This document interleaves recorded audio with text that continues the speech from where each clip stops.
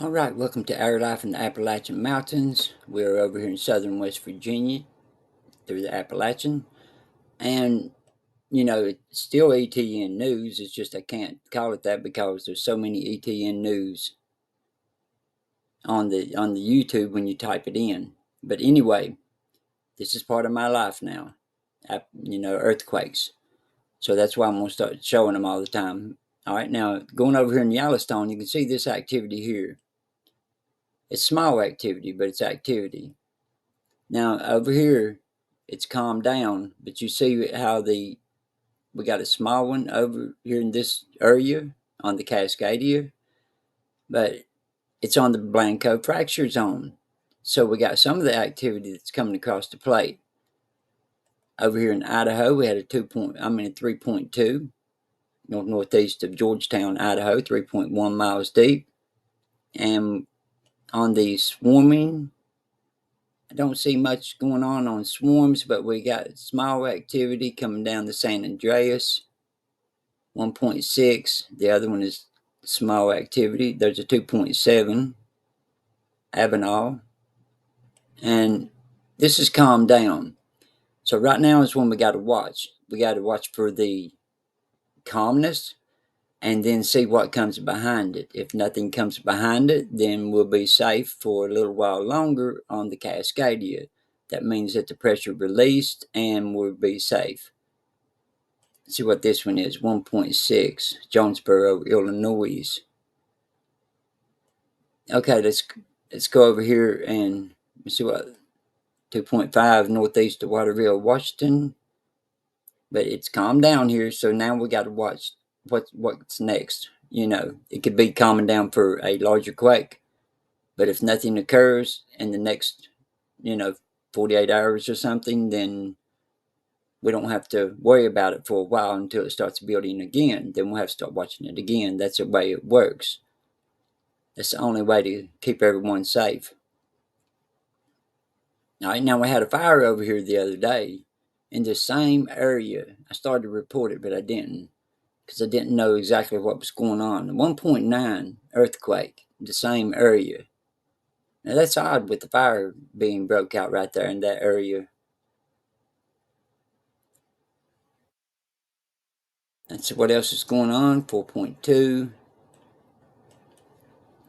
It looks like we're calming down on the Cascadia, and a 6.0 or greater is going to hit somewhere else in the next few days. It's what it looks like right now. Not sure if that's what it looks like right now, but I'll know more about it in the next 24 hours. What's going to happen? All right, now we got here's the thing. Now hotspots. You got to realize hotspots, you got to look at them in different ways. It don't mean that the earthquake is going to hit right there. Hotspots means that it's moving through the faults. It's shaking the faults, it's causing friction, and it's moving through the faults. Now, if we got a hotspot that pops up like out in here and stays lit on each image, 2 or 3 images, then we know we have an eruption going to occur. But now there was no hotspots in the last few days down the west coast anywhere. Now today, we got one right here under the Mendocino Fault.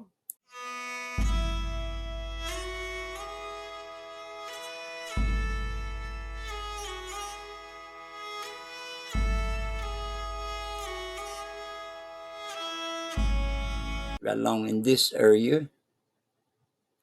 And it is where the earthquake's moving through off the Juan de Fuca plate.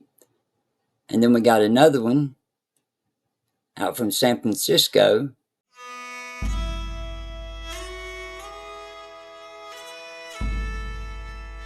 This is out on the Pacific plate, the plate coming down through here around the shelf.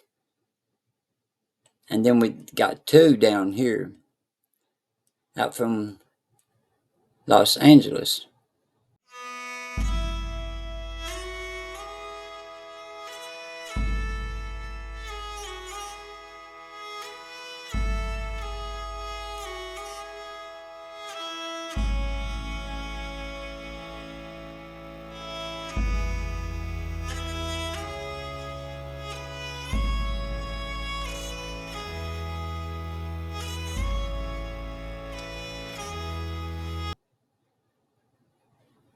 Got one over here in this area real bright, and then another one out here around the shelf.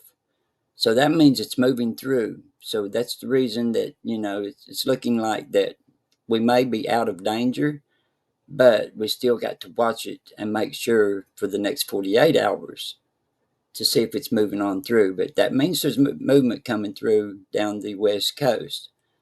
The earthquakes is moving. So that means it's not building. Now, when you don't see any hot spots, then something's getting ready to happen.